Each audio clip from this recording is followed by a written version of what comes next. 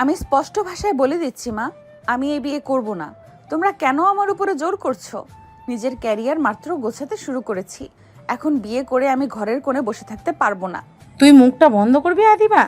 বয়স তো কম হলো না, তোর বয়সী মেয়েদের কোল জুড়ে বাচ্চা খেলে, আর তুই এখনো কেরিয়ারের দোহাই দিয়ে আমাদের মুখের উপর কথা বলছিস। সমাজে আমাদের একটা মুখ আছে তো নাকি?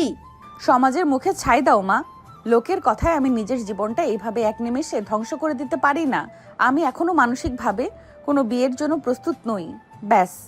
আদিবা, তোমার মায়ের কথার অবাধ্য হইও না মা। ছেলে খুব ভালো, উচ্চ শিক্ষিত এবং সপরিবারে শহরে থাকে। আমাদের মতো মধ্যবিত্ত পরিবারের জন্য এমন সম্বন্ধ ভাগ্যের ব্যাপার।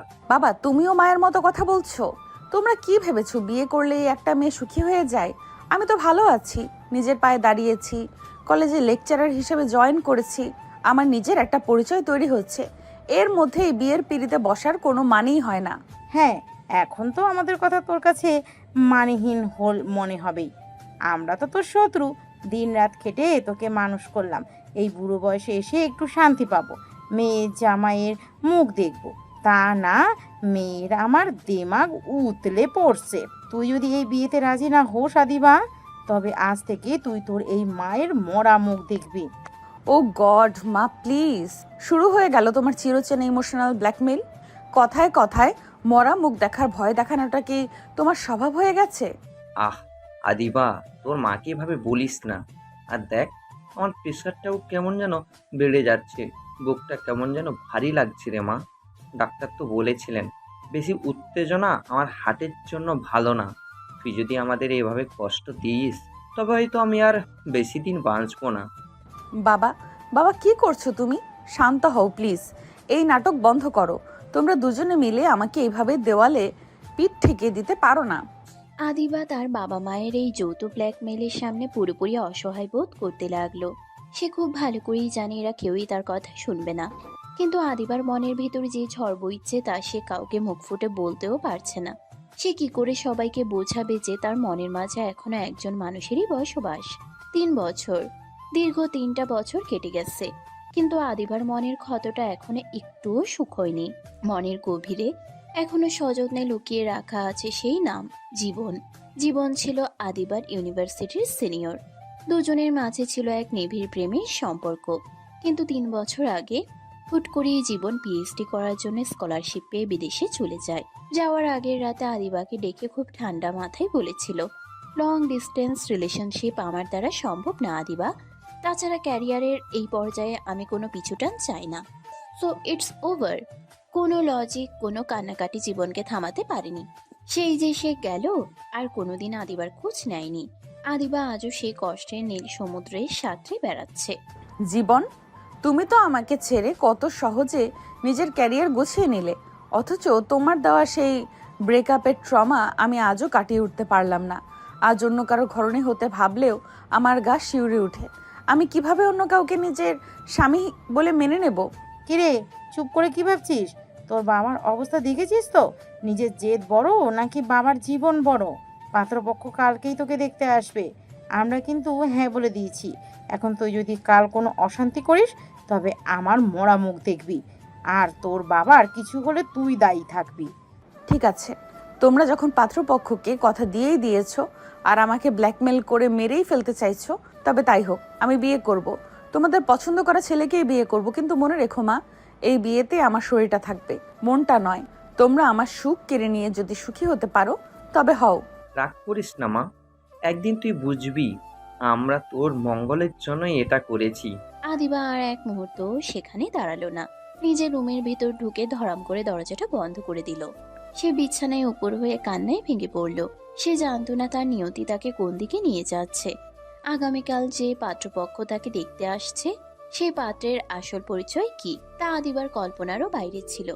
সকাল থেকেই আদিবাদের বাড়িতে একটা তুমুল ব্যস্ততা শুরু হয়ে গেছে। আদিবার মা রান্নাঘরে অনবরত তদারকি করছেন। কি কম পড়লো আর কি বাকি রইলো। আদিবার বাবা ড্রয়িং রুমের সোফাগুলো ঠিকঠাক করে গুছিয়ে রাখছেন।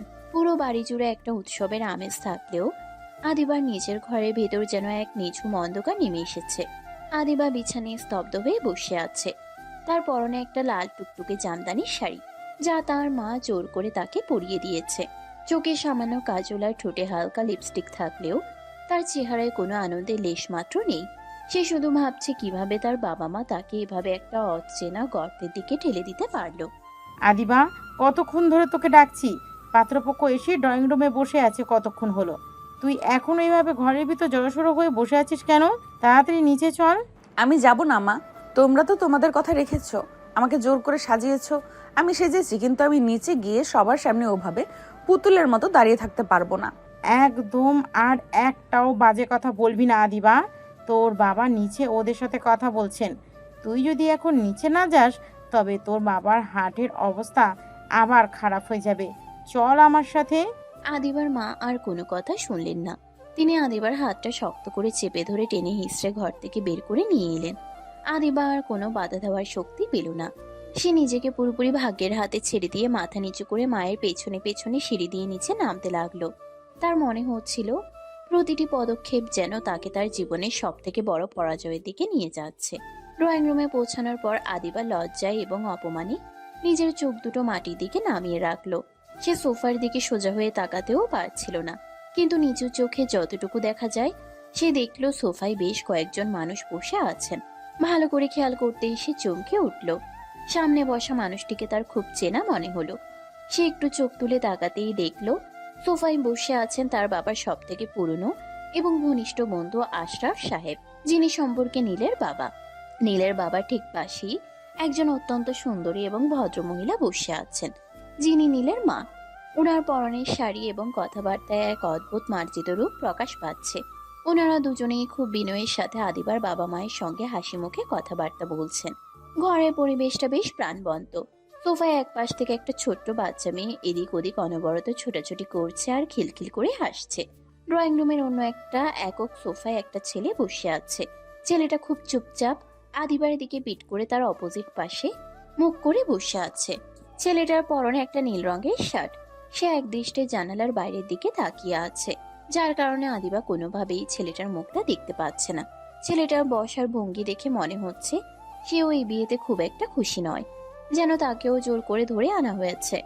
এই যে আশরাফ ভাই, আপা, আমার মেয়ে আদিবাকে নিয়ে এসেছি। আদিবা, সালাম দাও ওনাদের। আসসালামু আলাইকুম। আদিবা খুব নিচু স্বরে সালাম দিল।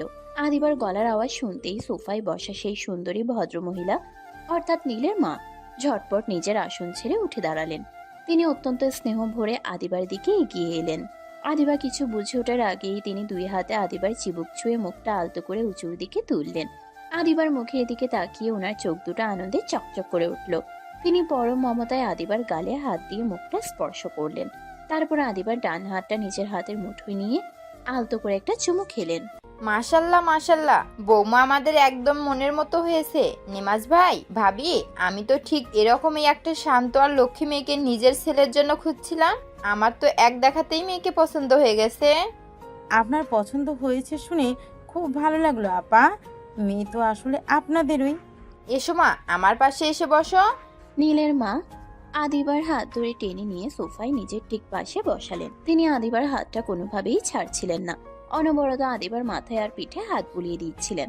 দুই পরিবারের বড়রা তখন বিয়ের নানাবিধ আলাপ আলোচনা করতে লাগলেন। কথাবার্তা বলতে বলতেই নীলের মা হুট করে নিজের ডান হাতের কবজি থেকে একটা চকচকে সোনার বালা খুলে ফেললেন। আদিবা কিছু বুঝে ওঠার আগেই তিনি আদিবার হাতটা টেনে নিয়ে সেই বালাটা পরিয়ে দিলেন। নীলের মার মুখে আকদের কথা শুনে এবং অন্য একটা নাম শুনে ড্রয়িং রুমে বসা সেই চুপচাপ ছেলেটা হুট করে যেন বিদ্যুতের শক খেলো। সে এতক্ষণ একদম শান্ত ছিল, কিন্তু আকদের কথা শুনে সে আর নিজেকে ধরে রাখতে পারল না।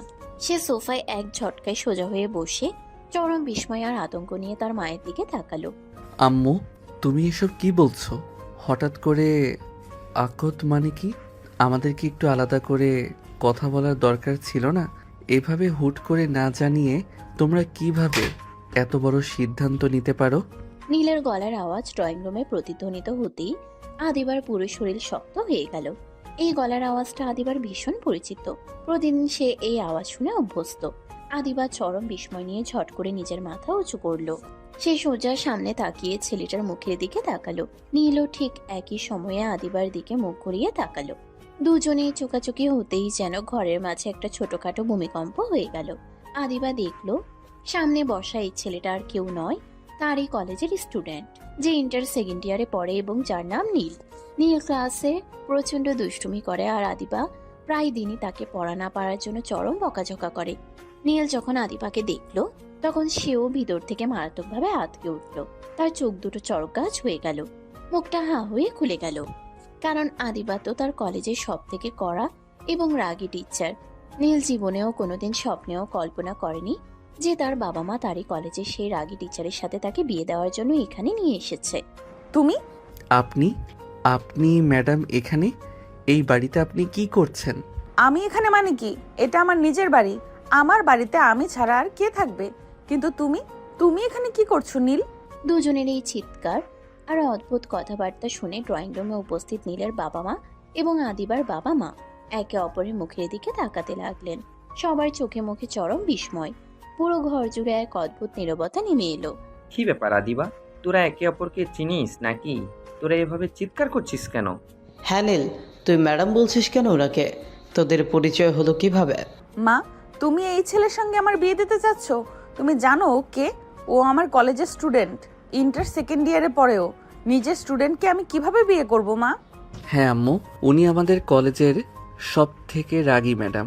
প্রতিদিন ওনার কড়া শাসনের ভয়ে আমরা ক্লাসে ব্যস্ত থাকি। তোমরা শেষমেশ ওনার সাথে আমার বিয়ে ঠিক করলে। আদিবার কথা শুনে ড্রয়িং রুমে সবাই বড় বড় চোখ করে নীল আর আদিবার দিকে তাকাতে লাগলো। পুরো পরিবার যেন এক মুহূর্তের জন্য স্তব্ধ হয়ে গেল। পাত্র যে পাত্রের স্টুডেন্ট হবে এটা কারোরই ভাবনার মধ্যে ছিল না। আদিবার মা কপালে হাত দিয়ে বসে পড়লেন আর নীলের বাবা নীলের দিকে তাকিয়ে একটু আমতা আমতা করতে লাগলেন। কিন্তু এত বড় সত্য সামনে আসার পরেও আশ্চর্যের বিষয় হলো বিয়ের পিঁড়ি পেছালো না। বড়রা কেউই এই বিয়ে ভাঙার পক্ষে মত দিলেন না। আসলে এই বিয়ের পেছনে একটা গভীর ইতিহাস লুকিয়ে আছে।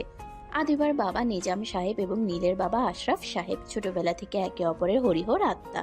তারা দুজন যখন একসঙ্গে বড় হচ্ছিলেন তখনই মনে মনে কথা দিয়ে রেখেছিলেন যে তাদের যদি ছেলে মেয়ে হয় তবে বড় হয়ে তাদের একে অপরের সাথে বিয়ে দিয়ে এই বন্ধুত্বকে আত্মীয়তায় রূপান্তর করবেন। কিন্তু মাঝখানে আদিবা যখন ইউনিভার্সিটিতে পড়তো তখন সে জীবন নামের অন্য একটা ছেলের সঙ্গে গভীর সম্পর্কে জড়িয়ে পড়েছিল। আদিবা জীবনকে এতটা ভালোবাসতো যে সে অন্য কারোর কথা ভাবতেই পারতো না। মেয়ের এই সম্পর্কের কথা জানতে পেরে আদিবার বাবা সেদিন নীলের বাবাকে দেওয়া সেই পুরনো কথা রক্ষা করতে পারেননি, বাধ্য হয়ে পিছিয়ে এসেছিলেন। কিন্তু ভাগ্য হয়তো অন্য কিছু লিখে রেখেছিল। যখন জীবন আদিবাকে নির্মমভাবে ছ্যাঁকা দিয়ে তার মনটা ভেঙে চুরমার করে বিদেশে চলে যায় তখন আদিবা মানসিকভাবে একেবারে ভেঙে পড়ে। মেয়ের এই চরম কষ্ট আর চোখের জল আদিবার বাবা মা সহ্য করতে পারছিলেন না। তারা বুঝতে পেরেছিলেন আদিবাকে এই ট্রমা থেকে বের করতে হলে তার জীবনে একটা নতুন অধ্যায় শুরু করা দরকার। আর সেই কারণেই তারা আদিবার সুখের জন্য তাকে একটা নিরাপদ ও ভালোবাসার পরিবারে দেওয়ার জন্য নীলের বাবার কাছে আবার প্রস্তাব নিয়ে যান এবং এই বিয়ের বিষয়টাতে এগোতে বাধ্য হন। আদিবা, নীল তোমার স্টুডেন্ট হতে পারে, কিন্তু ও আশরাফের ছেলে। আমি আশরাফকে চিনি, ওর পরিবারকে জানি। নীলের বয়স হয়তো একটু কম, কিন্তু ও অত্যন্ত ভালো একটা ছেলে। ছোটবেলার দেওয়া কথা আমি আর ভাঙতে পারবো না মা। তোদের এই বিয়ে আজই হবে। আদিবা আর নীল দুজনেই বড়দের এই অনড় সিদ্ধান্তের সামনে বোবা হয়ে দাঁড়িয়ে রইল। একজন শিক্ষিকা আর তার ছাত্রের এই অদ্ভুত বিয়ের পরিণতি কি হবে তা ভেবে দুজনেরই বুক কাঁপতে লাগলো। না বাবা, সম্ভব না। এটা কোনোভাবেই হতে পারে না। আমি নিজের ছাত্রকে বিয়ে করব? সমাজে জানাজানি হলে আমি কোন মুখে কলেজে গিয়ে দাঁড়াবো? আমার সহকর্মীরা, অন্য ছাত্রছাত্রীরা কি ভাববে? তোমরা কি আমার মান সম্মানের কথা একবারও ভাবছো না? আদিবা ম্যাডাম একদম ঠিক বলছেন আম্মু। তোমরা কি পাগল হয়ে গেছো? কলেজের অন্য শিক্ষকরা আমাকে দেখলেই হাসাহাসি করবে, বন্ধুরা শুনলে তো আমাকে মেরেই ফেলবে খ্যাপাতে খ্যাপাতে। আমি এই বিয়েতে কোনোভাবেই রাজি নই। তোমরা দুজন যেভাবে আকাশ থেকে পড়লে তাতে মনে হচ্ছে আমরা কোনো অন্যায় কাজ করে ফেলেছি। আদিবা মা, তুমি যা ভাবছো মোটেও তেমন কিছু না। তুমি চিন্তা করো না মা, ও তোমার স্টুডেন্ট হতে পারে কিন্তু বয়সে তোমার থেকে খুব একটা ছোট হবে না। খুব সম্ভবত 1 থেকে 1.5 বছরের ছোট হবে ও তোমার থেকে। 1-1.5 বছরের ছোট? কিন্তু মা, ও তো মাত্র ইন্টার সেকেন্ড ইয়ারে পড়ে, আর আমি অনার্স মাস্টার্স শেষ করে এখন কলেজের লেকচারার হিসেবে জয়েন করেছি। এটি কিভাবে সম্ভব? সম্ভব মা, সম্ভব। এই নীলের কীর্তির কথা তো তোমরা জানো না। ছোটবেলা থেকেই ও ভীষণ ডানপিটে আর একগুঁয়ে। ও তো স্কুল আর কলেজ কতবার যে চেঞ্জ করেছে তার কোনো হিসাব নেই। এক স্কুল থেকে আরেক স্কুল, এক শহর থেকে আরেক শহর করতে করতে ওর পড়াশোনায় অনেকটা গ্যাপ পড়ে গিয়েছে। এজন্যই ও বয়সে বড় হয়ে এখনো ইন্টার সেকেন্ড ইয়ারে আটকে আছে। হ্যাঁ আদিবা মা, আমার স্ত্রী একদম সত্যি কথাই বলেছে। নীল দেখতে হয়তো এখনও একটু বাচ্চা টাইপের লাগে, কিন্তু ও বয়সে তোমার থেকে খুব একটা ছোট নয়। আর ও কিন্তু মনে মনে তোমাকে যথেষ্ট ভয় এবং সম্মান দুই করে। আমাদের এই পরিবারে তোমার মতো একটা কড়া মেয়েরই দরকার, যে ছেলেকে শাসন করে লাইনে আনবে। আব্বু, তোমরা আমার নামে এসব কি বানিয়ে বানিয়ে বলছো? আমি স্কুল কলেজ চেঞ্জ করেছি বলে আমার সম্মানের কোনো দাম নেই? তাই বলে তোমরা আমারই রাগী ম্যাডামের সাথে আমার বিয়ে দিয়ে দেবে? আমি এখনও পড়াশোনা করছি, নিজের পায়ে দাঁড়াইনি, এখনই কেন বিয়ে করতে হবে? নীল বাবা, তুমি তো আমাদের পর নও। তোমার বাবা আর আদিবার বাবা তো এক মায়ের পেটের ভাইয়ের মতো। আর আদিবা তো এমন কোনো বুড়ি হয়ে যায়নি। তোমরা দুজন একসাথে থাকলে সব ঠিক হয়ে যাবে। নেজাম, তুমি কাজী সাহেবকে ডাকো। শুভ কাজে আর দেরি করার কোনো মানে হয় না। মা প্লিজ, শেষবারের মতো বলছি, আমার জীবনটা এভাবে ধ্বংস করে দিও না। আমি কোনোভাবেই এই বিয়ে মেনে নিতে পারছি না। নীল আমার ছাত্র, আমি প্রতিদিন ওকে ক্লাসে বকাঝকা করি, ও পড়া না পারলে শাস্তি দেই। সেই ছেলের গলায় আমি কিভাবে বরের মালা দেব? আদিবা, অনেক হয়েছে। আর একটা কথাও তুমি তোমার মুখ থেকে বের করবে না। আশরাফ এবং ওর পরিবার আমাদের কতটা আপন তা তুমি জানো না। জীবন তোমাকে যে কষ্ট দিয়ে গেছে, সেই কষ্টের দিনে এই পরিবারই আমাদের পাশে এসে দাঁড়িয়েছে। আমি কাজী সাহেবকে অলরেডি খবর দিয়েছি, উনি বাড়ির নিচেই অপেক্ষা করছেন। আজই তোমাদের বিয়ে হবে, এটাই আমার শেষ কথা। আম্মু, তোমরা আব্বুকে একটু বোঝাও।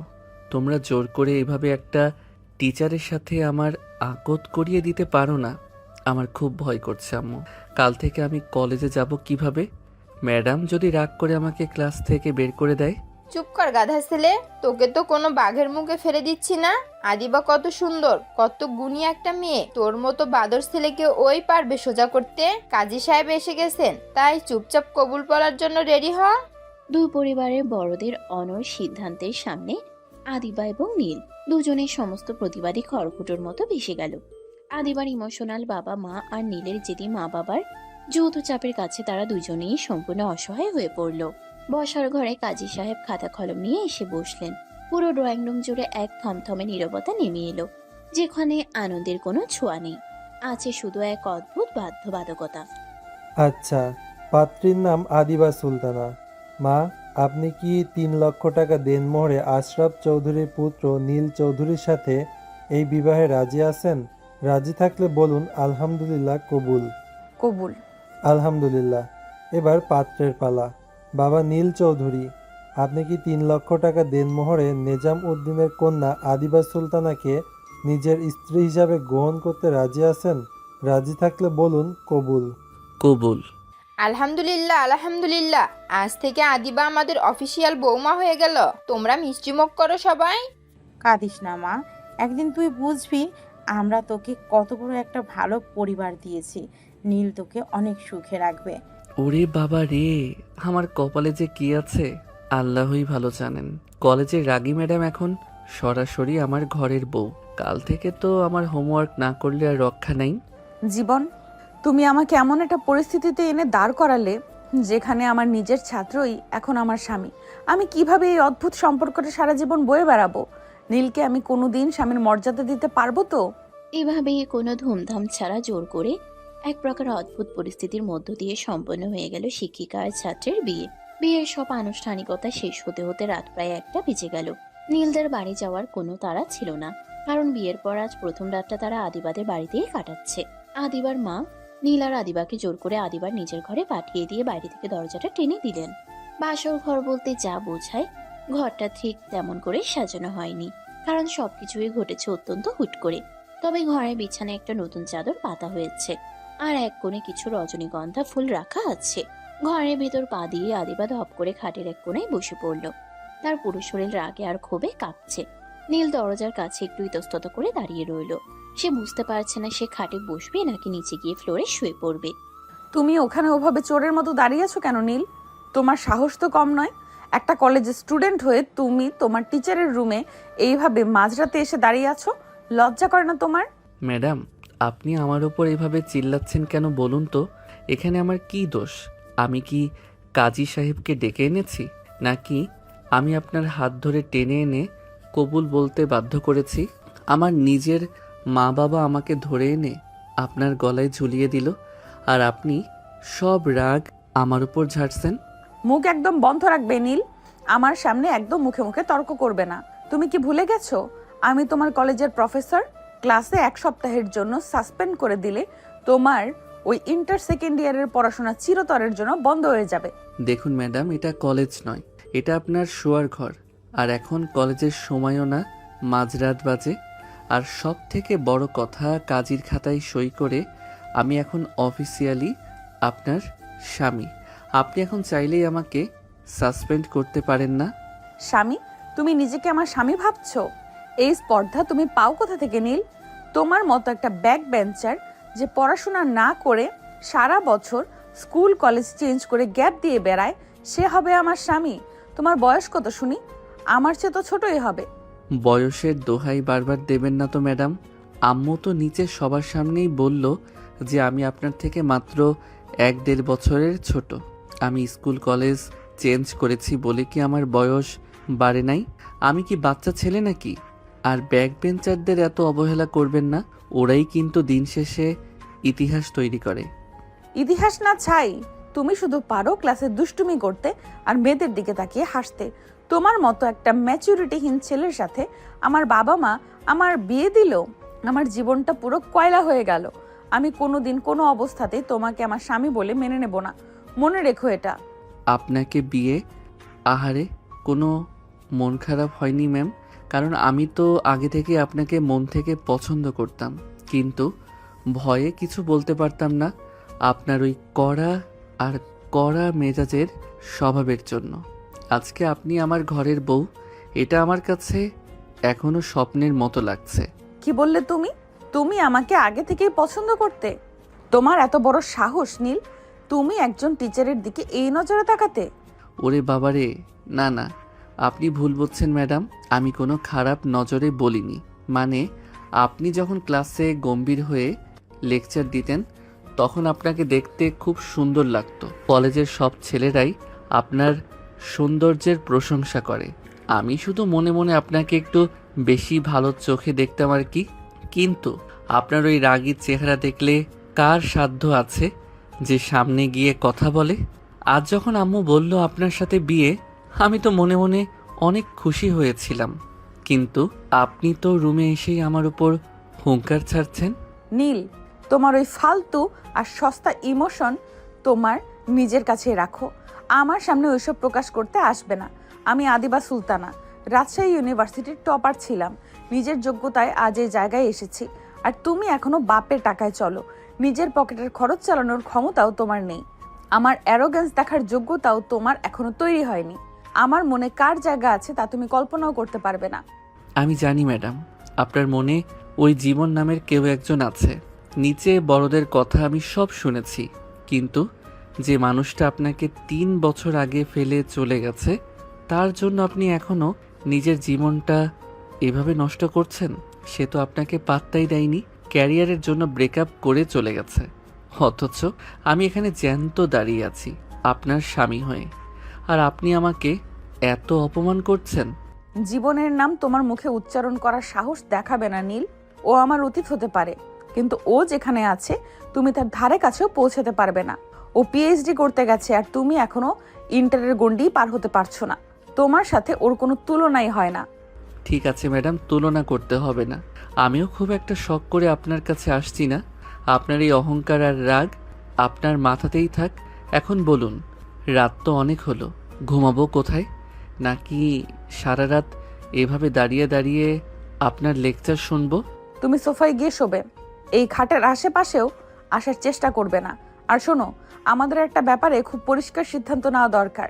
আমরা এই বিয়েটা বড়দের চাপে পড়ে করতে বাধ্য হয়েছি ঠিকই, কিন্তু আমরা কখনোই সাধারণ স্বামী স্ত্রীর মতো থাকতে পারবো না।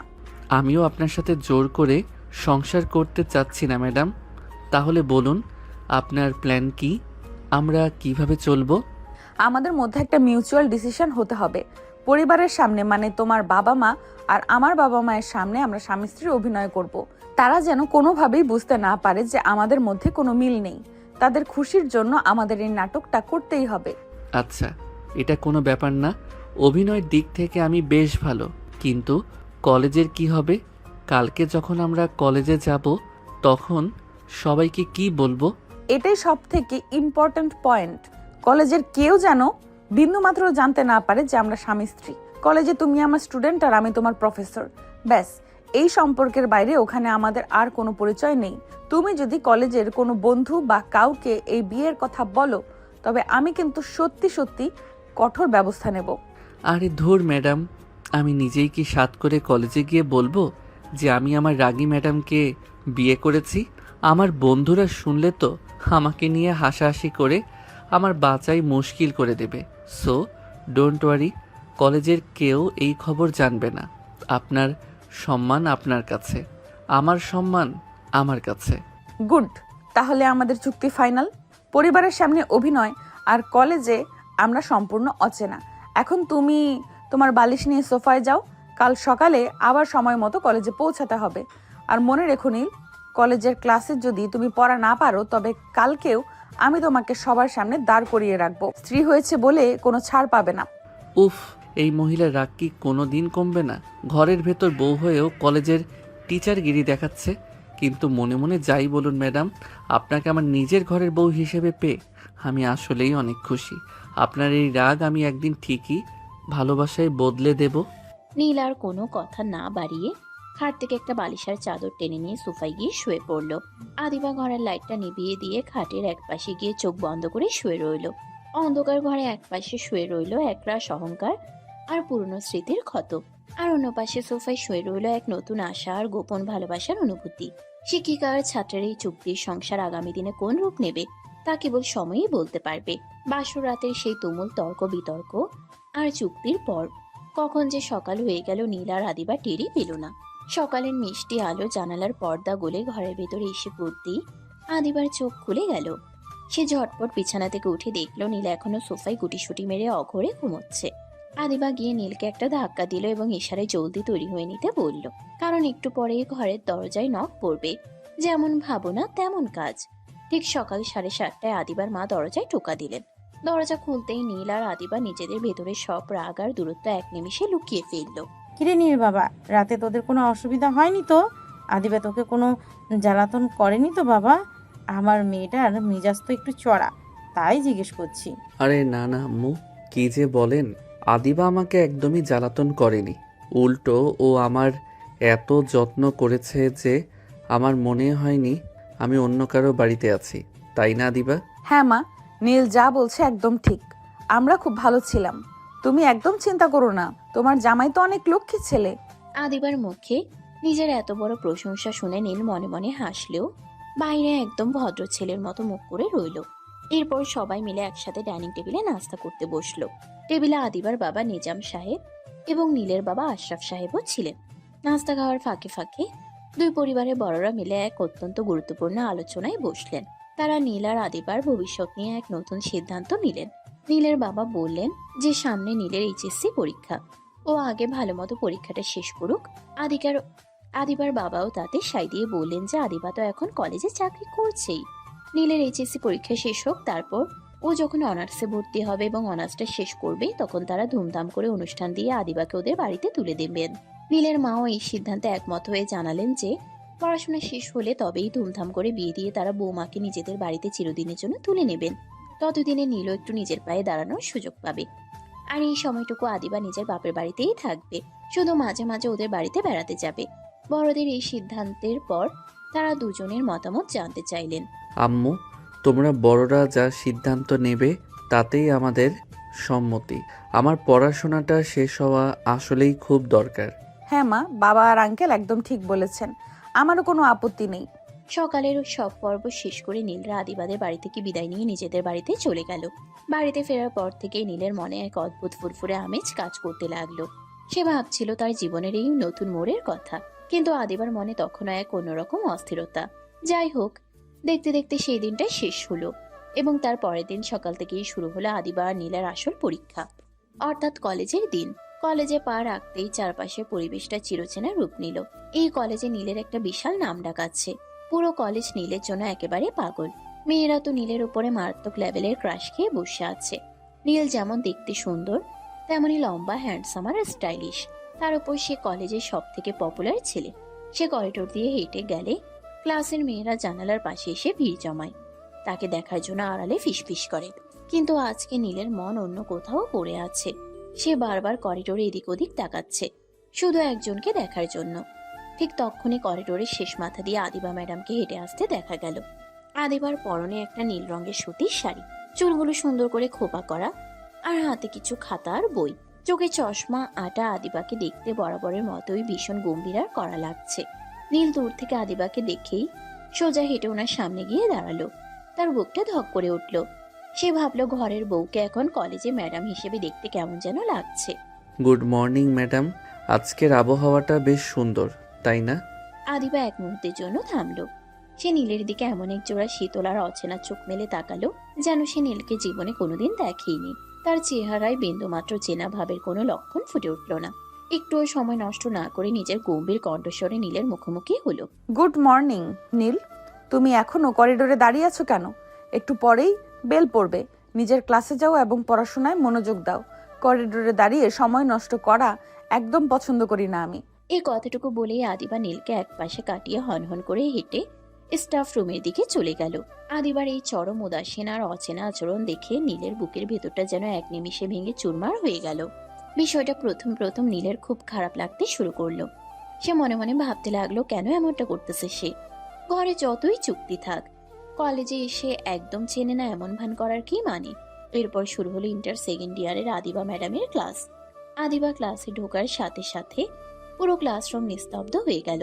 নীল একদম মাঝের সারিতে বসে এক দৃষ্টে আদিবার দিকে তাকিয়ে রইল। সে আজকে পড়ার খুব ভালো করে তৈরি করে এসেছে, শুধু আদিবার একটু অ্যাটেনশন পাওয়ার জন্য। আদিবা বোর্ডে লিখতে লিখতে ক্লাসের উদ্দেশ্যে কথা বলতে শুরু করলো এবং গত ক্লাসের হোমওয়ার্কের কথা জিজ্ঞেস করে জানতে চাইলো কে কে পড়া পারেনি। নীল সবার আগে খুব উৎসাহ নিয়ে হাত তুলল। সে ভাবলো এবার অন্তত ম্যাডাম তার দিকে তাকাবে, একটু ভালো চোখে দেখবে। ম্যাডাম, আমি পড়া একদম পুরোটা কমপ্লিট করেছি। আপনি চাইলে আমাকে বোর্ডে ডেকে যে কোনো প্রশ্ন ধরতে পারেন, আমি সব পারবো। সিয়াম, তুমি দাঁড়াও। তুমি কালকের পড়াটা বলো। আর নীল, তুমি হাত নামাও। ক্লাসে বেশি ওভার স্মার্টনেস দেখানোর কোনো প্রয়োজন নেই। আমি যাকে ধরবো সেই শুধু উত্তর দেবে। আদিবা সিয়ামকে পড়া ধরতে লাগলো আর নীলকে পুরোপুরি অ্যাভয়েড করে চলে গেল। নীল পুরো ক্লাসের সামনে ভীষণ অপমানিত বোধ করলো। পুরো পিরিয়ড জুড়ে সে আদিবার অ্যাটেনশন পাওয়ার অনেক চেষ্টা করলো। কখনো জোরে কলম ফেললো, কখনো বেঞ্চের শব্দ করলো, আবার কখনো জোরে কাশির ভান করলো। কিন্তু আদিবা এতটা কঠোর আর প্রফেশনাল যে সে একবারের জন্য নীলের দিকে তাকালো না, যেন নীল ওই ক্লাসের কোনো অস্তিত্বহীন এক ছাত্র। ক্লাস শেষ করে আদিবা যখন চলে গেল, তখন নীলের মনটা একদম খারাপ হয়ে গেল। সে মনমরা হয়ে কলেজের কমন রুমে গিয়ে বসেন। কলেজের পপুলার হ্যান্ডসাম বয় নীলের এই মন খারাপ দেখে ক্লাসের কয়েকজন মেয়ে যারা নীলের উপর ক্রাশ খেয়ে আছে তারা গুটি গুটি পায়ে নীলের টেবিলের সামনে এসে দাঁড়ালো। উকি ঝুঁকি মেরে তারা নীলের মুড ঠিক করার চেষ্টা করতে লাগলো। কি রে নীল, তোকে আজ এমন দেখাচ্ছে কেন? কোনো সমস্যা হচ্ছে? কলেজে তোকে দেখলে মনে হয় কোনো রাজপুত্র হেঁটে যাচ্ছে, আর আজ তুই এভাবে মুখ কালো করে আছিস কেন? হ্যাঁ নীল, চল না আজ ক্লাস শেষে সবাই মিলে ফুচকা খেতে যাই। তোর এই হ্যান্ডসাম মুখে মন খারাপ একদম মানায় না। চল আমাদের সাথে, একটু গল্প করবি, মন ভালো হয়ে যাবে। না রে, তোরা এখন যা এখান থেকে, আমার একটুও ভালো লাগছে না। তোরা প্লিজ আমাকে একা থাকতে দে। মেয়েরা নীলের এই অবহেলা পেয়েও কিছু মনে করলো না, কারণ নীলের এই অ্যারোগেন্ট লুকও তাদের কাছে ভীষণ পছন্দের। কিন্তু নীল মনে মনে ছটফট করতে লাগলো। পুরো কলেজের মেয়েরা যার একটা হাসির জন্য পাগল, যার সাথে কথা বলার জন্য লাইন দেয়, সেই নীলকে তার নিজের ঘরের বউ কলেজের রাগী ম্যাডাম আদিবা পাত্তাই দিচ্ছে না। এই অবহেলা নীল সহ্য করতে পারছে না। সে মনে মনে প্রতিজ্ঞা করলো, আদিবা যতই তাকে অ্যাভয়েড করুক না কেন, সে আদিবার এই অবহেলার দেওয়াল ভেঙে তার মনে নিজের জায়গা তৈরি করেই ছাড়বে। কলেজে ছুটি হওয়ার পর থেকে গেটের বাইরে একটা অন্যরকম উত্তেজনা। নীল তার চকচকে কালো রঙের স্পোর্টস বাইকটা নিয়ে স্টার্ট বন্ধ করে স্ট্যান্ডের উপর হেলান দিয়ে দাঁড়িয়ে আছে। এক হাতে বাইকের চাবিটা ঘোরাচ্ছে আর অন্য হাতটা শার্টের পকেটে। রোদ চশমাটা চোখের উপর আলতো করে নামানো। কলেজে মেয়েরা যখনই গেট দিয়ে বের হচ্ছে প্রত্যেকে এক পলক নীলের দিকে তাকাচ্ছে। যে নীলের বাইকের পেছনে একটাবার বসার জন্য, তার সাথে একটু ঘোরার জন্য কলেজের মেয়েরা একেবারে পাগল। সেই নীল আজকে কারো দিকে চোখ তুলে তাকাচ্ছেও না। তার সমস্ত মনোযোগ শুধু কলেজের মেইন গেটের দিকে। সে অধীর আগ্রহে অপেক্ষা করছে তার নিজের ঘরের বউ অর্থাৎ তার রাগী ম্যাডাম আদিবার জন্য। একটু পরেই আদিবা নিজের পার্সটা কাঁধে ঝুলিয়ে গম্ভীর মুখে গেট পার হলো। নীল কাল বিলম্ব না করে বাইকটা স্টার্ট দিয়ে ঠিক আদিবার সামনে এনে করা ব্রেক কষল। ম্যাডাম, রোদের মধ্যে এভাবে হেঁটে যাওয়ার কোনো দরকার নেই। আসুন, বাইকে উঠুন। আমি আপনাকে একদম সাবধানে আপনার বাড়ি পৌঁছে দেব। নীল, তুমি এখানে বাইক নিয়ে এইভাবে আমার সামনে এসে দাঁড়ালে কোন সাহসে? আর তুমি কেন এমন করে রাস্তার মাঝখানে সবার সামনে আমার জন্য অপেক্ষা করছো? তোমার কি মাথা খারাপ হয়ে গেছে? মাথা খারাপ হবে কেন ম্যাডাম? রোদটা দেখেছেন কেমন কড়া? এই গরমে আপনি একা একা রিক্সা খুঁজে খিটমিট করবেন, তার চেয়ে আমার বাইকে বসুন। ঝড়ের গতিতে বাড়িতে পৌঁছে দেব, কোনো কষ্টই হবে না আপনার। নীল, তুমি এমন কেন স্বামী স্ত্রী ভাব দেখাচ্ছ? রাস্তাঘাটে নিজের লিমিট বজায় রাখতে জানো না তুমি? কলেজের সব ছাত্রছাত্রীরা আশেপাশে ঘুরোঘুরি করছে, তারা যদি আমাদের এইভাবে দেখে তবে কি ভাববে? তুমি কি ইচ্ছে করে আমার সম্মান ধুলোয় মেশাতে চাও? আরে ম্যাডাম, এখানে স্বামী স্বামী ভাব দেখানোর কি দেখলেন আপনি? একটা চেনা ছেলে তার পরিচিত মানুষকে লিফট দিতেই পারে, এতে এত রেগে যাওয়ার কি হলো? আর তাছাড়া আমরা তো এখন অফিসিয়ালি। চুপ করো নীল, একদম চুপ করো। ওটা মুখে উচ্চারণও করবে না। দেখো নীল, তুমি মনে হয় ভুলে যাচ্ছ, তাই তোমাকে আবার মনে করিয়ে দেই। ভুলে যেও না, আমাদের বিয়েটা কিন্তু একটা চুক্তি মাত্র। আমি শুধু বাবা মায়ের ইমোশনাল ব্ল্যাকমেইলের কারণে ওই কাজের কাগজে সই করতে বাধ্য হয়েছি। চুক্তি বলে কি আমাদের সম্পর্কটা পুরো মিথ্যে হয়ে গেল ম্যাডাম? কাজীর সামনে কবুল কি আমরা নাটকের স্ক্রিপ্ট দেখে বলেছি? একটু তো দায়িত্ব আমারও আছে। তোমার কোনো দায়িত্ব নেই আমার প্রতি। আমি স্পষ্ট ভাষায় বলে দিচ্ছি, আমি কখনোই তোমাকে নিজের স্বামী হিসেবে মেনে নেব না। তোমার মতো একটা ইমম্যাচিউর ছোট এবং আমার স্টুডেন্টকে আমি কোনো দিন স্বামীর মর্যাদা দিতে পারবো না। তাই এইভাবে রাস্তায় আমার জন্য অপেক্ষা করা এবং নিজেকে স্বামী দাবি করা বা স্বামী স্বামী ভাব দেখানো চিরদিনের জন্য ছেড়ে দাও। নিজের চরকায় তেল দাও গে, যাও। ম্যাডাম, আপনি এই কথাটা এত সহজে কিভাবে বলতে পারলেন? রাস্তায় আপনার জন্য অপেক্ষা করাটা কি আমার অপরাধ? আমি তো শুধু একটু ভালোবেসে আপনার সুবিধার কথা চিন্তা করে এখানে দাঁড়িয়েছিলাম। আমি কি আপনাকে কোনো খারাপ কথা বলেছি? ভালোবেসে? তোমার ওই ফালতু ভালোবাসা পকেটে পুরে রাখো নীল। তোমার এই সস্তামি আমার একদম পছন্দ না। কাল থেকে যদি তোমাকে আর একবারও আমার রাস্তার সামনে এইভাবে বাইক নিয়ে দাঁড়িয়ে থাকতে দেখি, তবে কলেজে তোমার নামে এমন কমপ্লেন করব যে তোমার ছাত্রত্ব চলে যাবে। আমি রিক্সা করেই বাড়ি ফিরতে পারবো, তোমার ওই বাইকে ওঠার কোনো শখ আমার নেই। আদিবা আর এক সেকেন্ডও সেখানে দাঁড়ালো না। সে অত্যন্ত বিরক্ত আর রাগে মুখ কালো করে একটা ফাঁকা রিক্সা ডেকে ঝড়ের গতিতে চলে গেল। নীল বাইকের হ্যান্ডেলটা শক্ত করে চেপে ধরে এক দৃষ্টি রিক্সাটার দিকে তাকিয়ে রইল। আদিবার এই নির্মম আর নিষ্ঠুর ব্যবহারটা সরাসরি নীলের বুকে গিয়ে তীরের মতো বিঁধল। আদিবার এই শেষ কথাগুলো শুনে খুব কষ্ট পায় নীল। তার চোখের কোণটা কেমন যেন ভিজে উঠল। সে তো এমনি আদিবার জন্য এতক্ষণ ধরে তপ্ত রোদের মধ্যে অপেক্ষা করছিল যে আদিবাকে নিরাপদে কোনো কষ্ট ছাড়াই বাড়িতে পৌঁছে দেবে। কিন্তু আদিবা কেন এমন ব্যবহার করলো তার সাথে? কেন তার সরল অনুভূতিগুলোকে এভাবে পা দিয়ে মারিয়ে দিল? আমি তো কোনো ভুল করিনি ম্যাডাম। আপনাকে একটু আগলে রাখতে চাওয়াটা কি আমার সবথেকে বড় অন্যায় ছিল? আপনি কেন বারবার আমাকে এভাবে ছোট করেন? আপনার ওই অহংকার আর অতীতের জন্য আপনি আমার বর্তমানটাকে এভাবে বিষাক্ত করে দিতে পারেন না। আজ আপনি আমাকে যতবার দূরে ঠেলে দিলেন, আমার জিদ ততটাই বেড়ে গেল। আপনি আমাকে স্বামী বলে মেনে না নেওয়া পর্যন্ত আমিও হার মানব না ম্যাডাম। আদিবা রিক্সা করে চলে যাওয়ার পর নীল বেশ কিছুক্ষণ রাস্তার মাঝখানে স্তব্ধ হয়ে দাঁড়িয়ে রইল। দুপুরের কড়া রোদ যেন তার বুকের ভেতরের কষ্টটাকে আরো বাড়িয়ে দিচ্ছিল। কিন্তু নীল তো আর পাঁচটা সাধারণ ছেলের মতো নয় যে একবারের অবহেলাতেই গুটিয়ে যাবে। সে বাইকের হ্যান্ডেলটা শক্ত করে ধরে এক অদ্ভুত জেদ অনুভব করলো। সে নিজের মনকে বোঝালো, আদিবা ম্যাডাম যতই কঠিন হোক না কেন, দিন শেষে সে তার বিবাহিতা স্ত্রী। একজন শিক্ষিকা হিসেবে তার এই রাগ বা অহংকার থাকাটা স্বাভাবিক, কিন্তু স্বামী হিসেবে তার মনে নিজের অধিকার প্রতিষ্ঠা করার লড়াইটা নীল এত সহজে থামিয়ে দেবে না। কিন্তু তারপরেও নীল হাল ছাড়ে না। সে প্রতিনিয়ত আদিবার মনে নিজের জন্য জায়গা তৈরি করার চেষ্টা চালিয়ে যাওয়ার সিদ্ধান্ত নেয়। তবে এবার আর পড়াশোনা বা ভালো ছাত্র হওয়ার চেনা পথে নয়। নীল ঠিক করলো সে তার নিজস্ব স্টাইলেই ম্যাডামের কঠিন মনে ঢিল ছুড়বে। আপনি আমাকে যতই দূরে ঠেলে দিন না কেন ম্যাডাম, আমি আপনার পিছু ছাড়ছি না। সোজা আঙুলে ঘি না উঠলে আঙুল বাঁকা করতে আমি খুব ভালো করেই জানি। এবার দেখুন আপনার এই লক্ষ্মী ছাত্র আপনাকে কিভাবে ঘায়েল করে।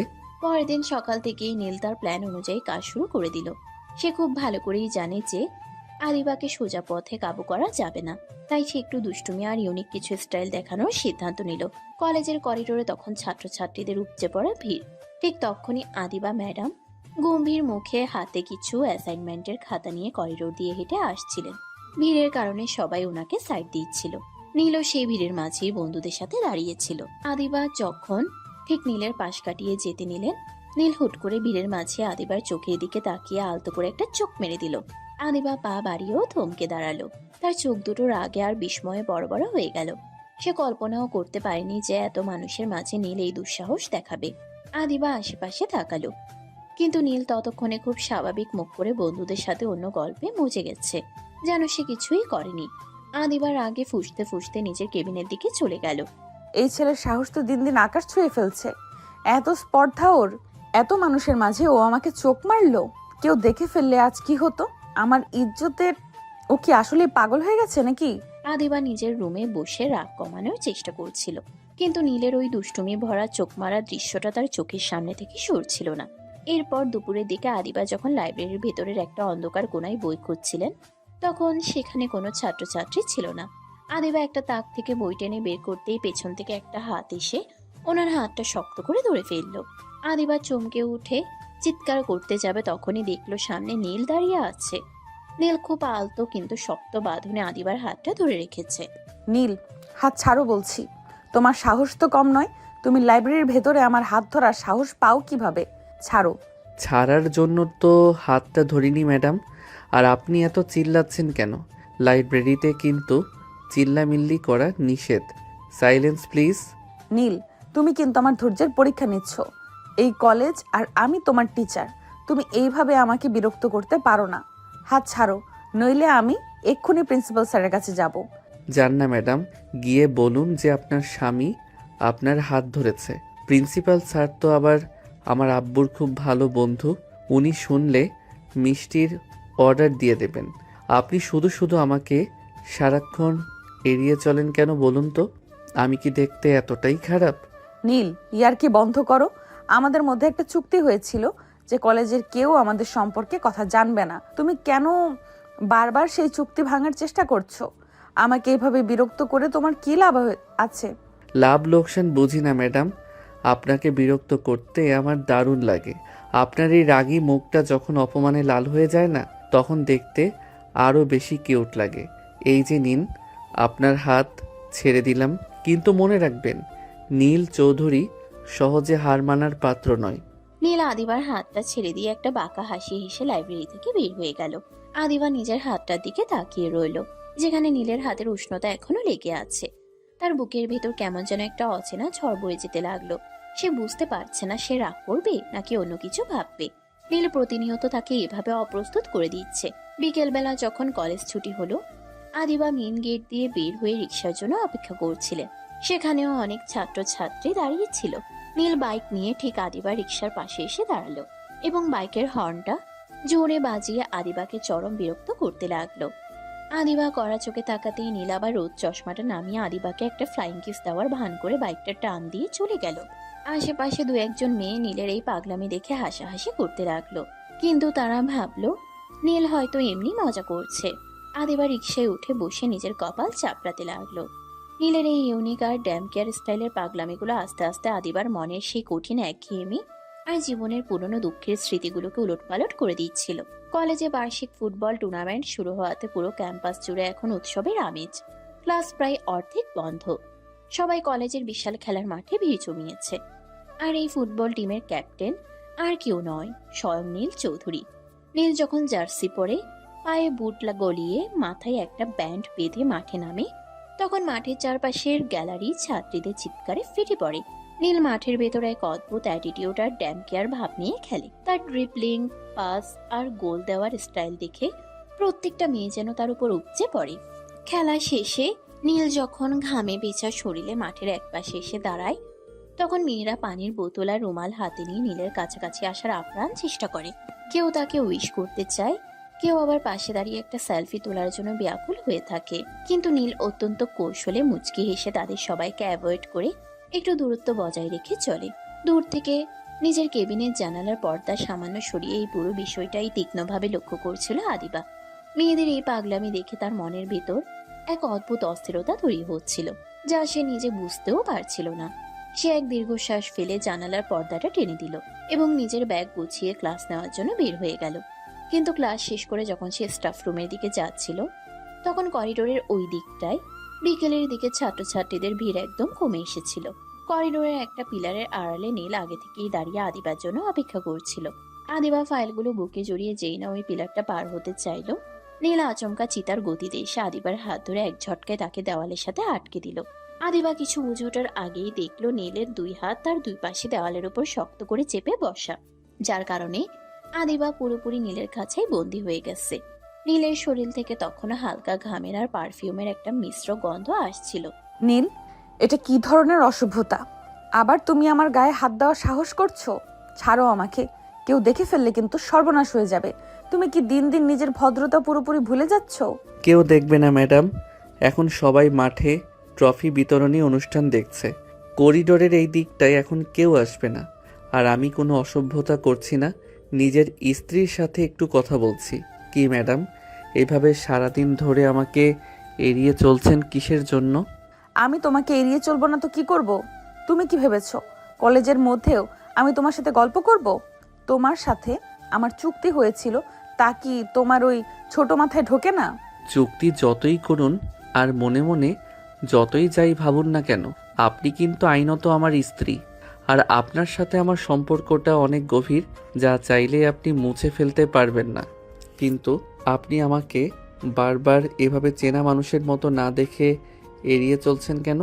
এটা কিন্তু আমার খুবই খারাপ লাগছে ম্যাডাম। একজন স্বামী হিসেবে আমার কি একটু অধিকার নেই আপনার সাথে কথা বলার? আমি এড়িয়ে চললে তোমার কি আসে যায় নীল? কেন আমি এড়িয়ে চললে কি তোমার খুব ক্ষতি হয়ে যাচ্ছে?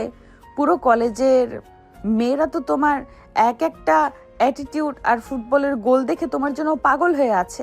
তোমার সাথে একটু কথা বলার জন্য, তোমার ওই ঘামে ভেজা শরীরে একটু হাওয়া দেওয়ার জন্য মেয়েরা লাইন ধরে দাঁড়িয়ে থাকে। তাদের সাথে গিয়ে তুমি কেন মিশে যাচ্ছ না? তারা তো তোমাকে মাথায় তুলে নাচে, তাদের কাছে গেলেই তো পারো। আমার পেছনে কেন সারাক্ষণ গোয়েন্দার মতো লেগে আছো? ওরে বাবারে ম্যাডাম, আপনার গলার আওয়াজ আর কথার ধরন শুনে তো আমার অন্য কিছু মনে হচ্ছে। কোনোভাবে কি আপনি জেলাস?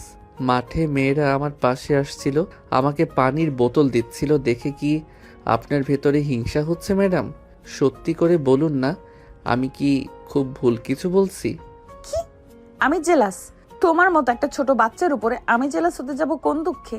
আমার খেয়ে দিয়ে কোনো কাজ নেই যে তোমার ওই ফালতু ভক্তদের দেখে আমি হিংসা করব? একদম বাজে বকবে না নীল। আমি শুধু কলেজের পরিবেশের কথা চিন্তা করে বলছি। তুমি নিজেকে কলেজের হিরো ভাবা বন্ধ করো। তুমি এক্ষুনি আমার সামনে থেকে সরো, নইলে আমি এবার সত্যি চিৎকার করব। চিৎকার করলেও লাভ নেই ম্যাডাম। আপনার এই জোর করে অস্বীকার করাটাই বলে দিচ্ছে যে আপনার মনে কোথাও না কোথাও নীল চৌধুরীর নামটা খোদাই হতে শুরু করেছে। মেয়েরা আমার দিকে তাকালে আপনার যে এত গায়ে জ্বালা ধরে, সেটা আমি আজ প্রথম সামনাসামনি দেখলাম। আপনার এই জেলাসিটা কিন্তু আমার দারুণ লেগেছে। নীল, তুমি কিন্তু দিন দিন তোমার লিমিট পার করে যাচ্ছ। আমি তোমার কোনো জেলাসি দেখিনি, আর দেখার শখও আমার নেই। তুমি কাল থেকে আমার সামনে আসার চেষ্টা করবে না। নিজের রাস্তা দেখো এবার। আজ ছেড়ে দিলাম ম্যাডাম, কারণ আপনার মুখটা রাগে পুরো লাল হয়ে গেছে। তবে মনে রাখবেন, আপনি মুখ ফিরিয়ে নিলেও আমি কিন্তু আপনার পিছু ছাড়ছি না। মাঠে গোল দেওয়াটা আমার যেমন নেশা, আপনার এই কঠিন মন জয় করাটাও এখন আমার জেদ। আসি তাহলে, ভালো থাকবেন ম্যাডাম। নীল আদিবার দুই পাশ থেকে হাত সরিয়ে নিয়ে পকেটে হাত গুজে একটা শেষ বাজাতে বাজাতে করিডোর দিয়ে হেঁটে চলে গেল। আদিবা দেওয়ালের সাথে পিঠ ঠেকিয়ে লম্বা লম্বা শ্বাস নিতে লাগলো। তার বুকের ভিতর হৃৎপিণ্ডটা তখন এত জোরে স্পন্দন হচ্ছিল যে সে নিজেই নিজের হার্টবিট শুনতে পাচ্ছিল। সে নিজের গাল দুটো হাত দিয়ে ছুঁয়ে দেখলো, জায়গাটা লজ্জা আর রাগে একদম গরম হয়ে গেছে। সে যতই মুখে অস্বীকার করুক না কেন, নীলের ওই জেলাস শব্দটা তীরের মতো তার মনের ভিতরে গিয়ে বিঁধেছে, যা সে কোনোভাবেই এখন মন থেকে তাড়াতে পারছে না।